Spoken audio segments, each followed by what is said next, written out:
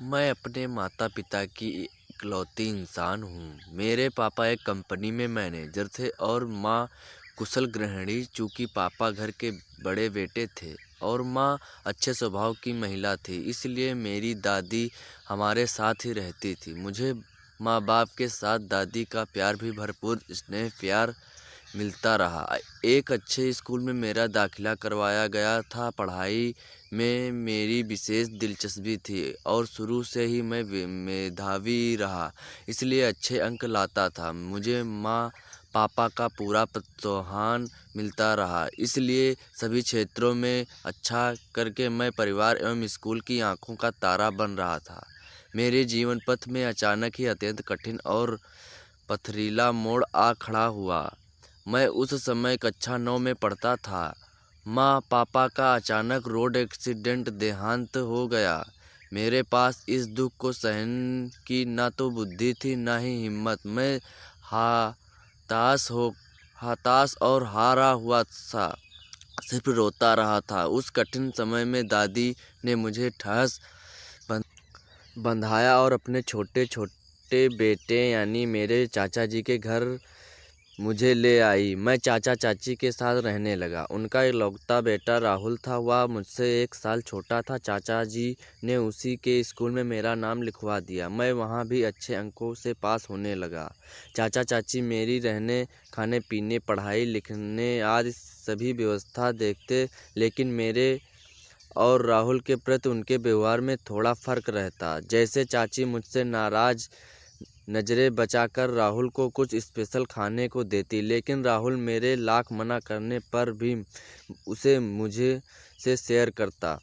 मैं चाचा चाची के सारे भेदभाव जानकर अंदाज कर तहे दिल से उनका आभार मानता कि उन्होंने मुझे बेसहारा को सहारा तो दिया है ही, अच्छे स्कूल में मेरा नाम भी लिखवाया। मेरी दादी जब तक रही मुझ पर विशेष ध्यान देती रही, किंतु वह माँ बाप के आकस्मिक निधन से अंदर तक टूट चुकी थी।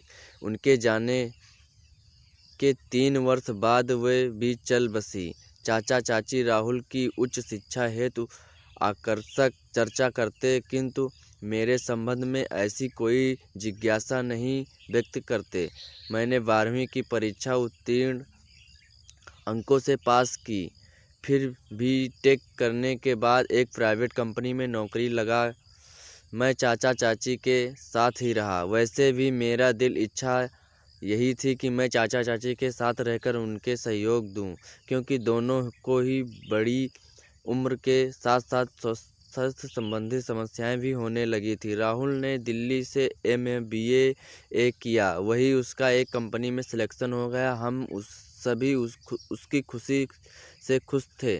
उसे जल्दी ही अपनी जूनियर आराध्या से प्यार हो गया, तो चाचा चाची ने उसकी पसंद को सहर्ष स्वीकार करते हुए धूमधाम से उसका विवाह कर दिया। शादी के बाद राहुल और आराध्या दिल्ली लौट गए। राहुल की शादी के बाद मेरा मन कुछ ज़्यादा ही खालीपन महसूस करने लगा। उसी दौरान अंजलि ने कब इसमें जगह बना ली मुझे पता ही नहीं चला।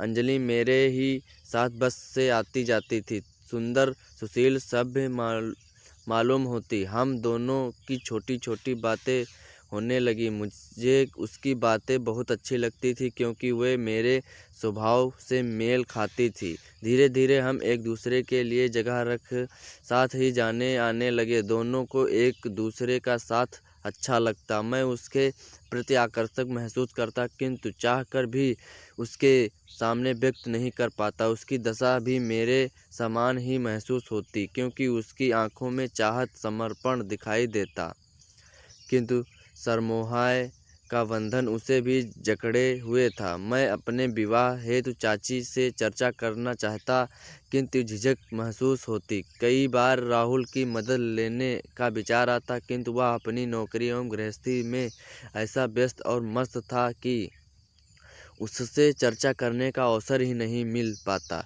इसके अलावा उसका हमारे पास आना भी बहुत कम एवं सीमित समय के लिए हो पाता। उस दौरान मेरा संकोची स्वभाव कुछ व्यक्त नहीं कर पाता। आराध्या के गर्भवती होने पर चाची उसे लंबी छुट्टी दिलवा कर अपने साथ ले आई। 5 माह का गर्भ हो चुका था। चाची बड़ी लगन एवं जिम्मेदारी से उसकी देखभाल करती तो नए मेहमान के आगमन की खुशी से घर में हर समय त्योहार जैसा माहौल बना रहता। मैं अपने संकोची स्वभाव के कारण आराध्या से थोड़ा दूर दूर ही रहता।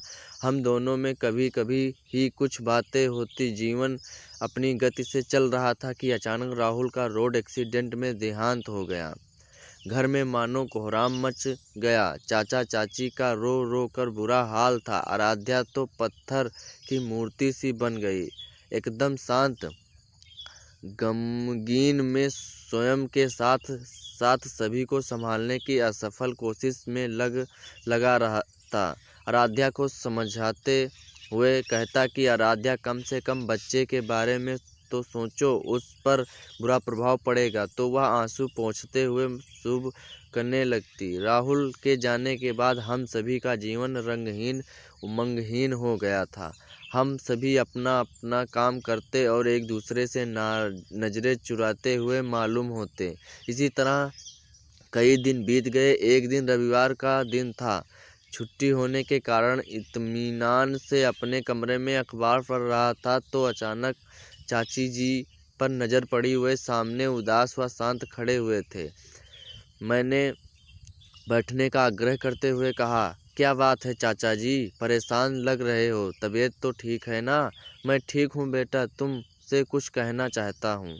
बेटे बैठने के बाद चाचा जी ने धीरे से कहा। मैंने अखबार एक और रखते हुए कहा, तो कहिए ना चाचा जी। लेकिन चाचा जी शांत ही बैठे हैं। मैंने आग्रह करते हुए कहा, क्या बात है चाचा जी, जो दिल में है बेझिझक कह दीजिए। आपका कथन मेरे लिए आदेश है। चाचा जी की चुप्पी दरअसल मेरी बेचैनी बढ़ा रही थी। बेटा आदित्य, तूने कभी भी अब मेरी बात नहीं टाली है। आज भी इसी उम्मीद से तेरे पास आया हूँ। तेरी चाची का और मेरा विचार है कि तू आराध्या से शादी कर ले, उसे सहारा दे। बेचारी कम उम्र में विधवा हो गई है और दुनिया में एकदम अकेली है। मायके में उसका कोई नहीं है। हम बूढ़ा बूढ़ी का क्या भरोसा, तब वह अकेली कहाँ जाएगी। चाची जी ने धीरे धीरे अपनी बात रखी। उनकी आंखें सजल से हो उठी थी, गला भर आया था। मैं चाचा जी की बातें सुन रहा था और क्या कहूँ समझ में नहीं पा रहा था। मेरे समक्ष एक और चाचा चाची का निर्णय था तो दूसरी ओर मेरा प्यार जो नप चुका था।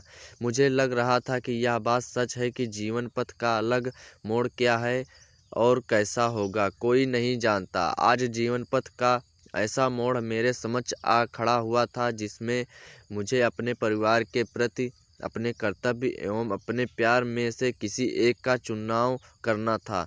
जीवन यात्रा की टेढ़ी मेढ़ी डगर मेरे मन मस्तिष्क में हलचल मचा रही थी। चाचा जी आराध्या से विवाह करने की बात मेरा जवाब सुनना चाहते थे। वे मेरी सहमति की आस लगाए बैठे थे और मुझे ऐसा महसूस हो रहा था कि मेरा गुजरा कल आज आराध्या के साथ मेरे समक्ष आ खड़ा हुआ है। कल जब मैं अपने माता पिता से बिछुड़कर चाचा चाची के समक्ष सहारे की उम्मीद के लिए आ खड़ा हुआ था, यदि उस समय उन्होंने हमारा सहारा नहीं दिया होता तो मेरा न जाने क्या होता। सत्य है, इतिहास का स्वयं को दोहराता है। वैसे चाचा जी यदि मेरी जान भी मांग लें तो मैं बिना सोचे विचार में संघर्ष दे देता। किंतु चाचा जी ने आराध्या से विवाह का प्रस्ताव रखा, मुझे असमंजस में डाल दिया था।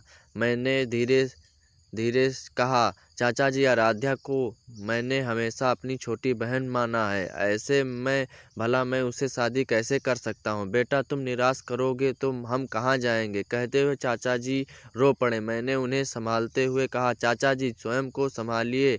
यूँ निराश होने से समस्या का समाधान कैसे निकलेगा? मैं नहीं जानता था कि आप लोग आराध्या के पुनर्विवाह हेतु विचार कर रहे हैं।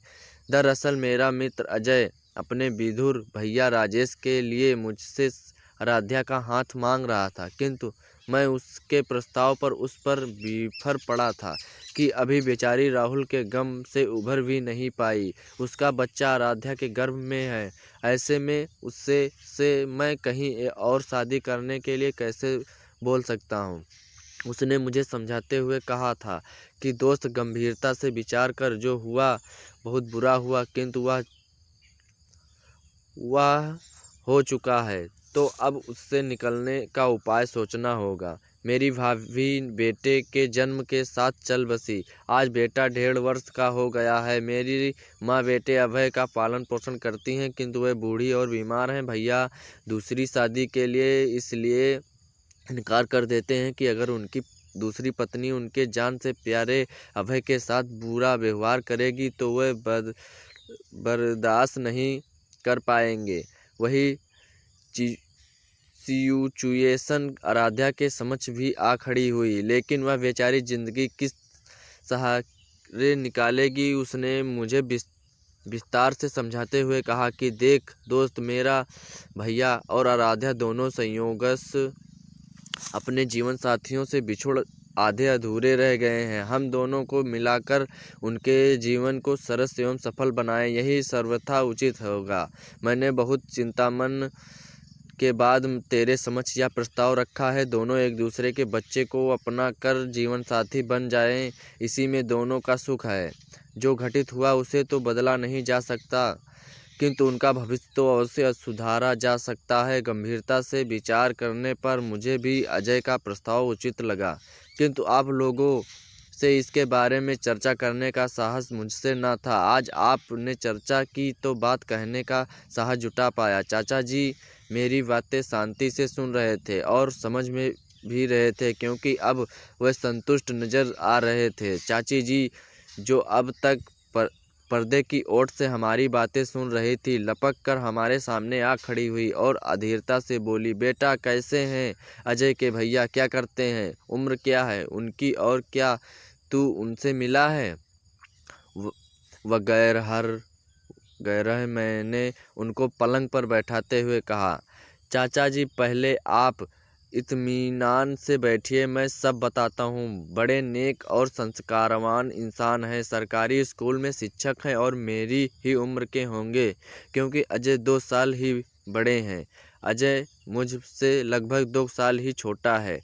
वैसे आप लोग पहले उनसे मिल लीजिए, उसके बाद निर्णय लीजिएगा। मैं तो आराध्या को देखकर चिंतित हो जाता हूँ। समझ में नहीं पाता हूँ कि वह इस बात के लिए तैयार होगी या नहीं। अभी बेहद गुमसुम व गमगीन रहती है। बेटा तू चिंता न कर, उसे विवाह के लिए हम सभी को प्रोत्साहित करना होगा। विवाह होने से वह स्वयं को सुरक्षित महसूस करेगी, जिसका प्रभाव गर्भ पर भी सकारात्मक पड़ेगा। बेटा वह अभी स्वयं को अकेली एवं असुरक्षित महसूस करती होगी। एक औरत होने के नाते मैं उसकी भावनाएं समझ सकती हूँ। यदि उसे सहारा मिल जाएगा तब उसे दुनिया और जीवन प्रकाशवान लगने लगेगा। हम सब के सहयोग और प्रोत्साहन से वह सामान्य जीवन के प्रति अग्रसर हो जाएगी, चाची ने समझाते हुए कहा। फिर चाची 2 मिनट बाद बोली, बेटा आदित्य, आराध्या की शादी के बाद हम तेरी शादी भी कर देना चाहते हैं। ठीक है चाची, लेकिन अभी हमें सिर्फ आराध्या के संबंध में ही सोचना चाहिए। कच्ची उम्र में बड़ी विधवा उस पर आ पड़ी है। हाँ बेटा, बहुत दुख लगता है उसे यों मूर्त बना देकर, लेकिन तेरी जिम्मेदारी भी पूरी कर देना चाहिए। कोई नज़र में हो तो बता देना, कहते हुए चाची ने स्नेह से मेरा सिर सहला दिया। मैं अंजलि को याद कर आहिस्ता से मुस्करा दिया। राजेश भैया के साथ आराध्या की शादी कर दी गई। उनके प्यार, संरक्षण एवं हम सभी के स्नेह, सहयोग एवं प्रोत्साहन से आराध्या ने स्वयं को संभाल लिया। उस समय से उसने प्यारी सी बेटी को जन्म दिया तो हम सभी का सारा संसार गुलजार महसूस होने लगा। सबसे बड़ी बात तो यह हुई कि अब आराध्या खुश रहने लगी। कुछ समय बाद मैंने भी अंजलि से शादी कर ली और हमारे घर में फिर से सारी खुशियां लौट आईं। अगर दोस्तों आप लोगों को यह स्टोरी पसंद आई हो तो वीडियो को लाइक करें, शेयर करें, कमेंट करें और चैनल को भी सब्सक्राइब कर लें ताकि नई नई स्टोरी आप तक तुरंत पहुंचे। धन्यवाद।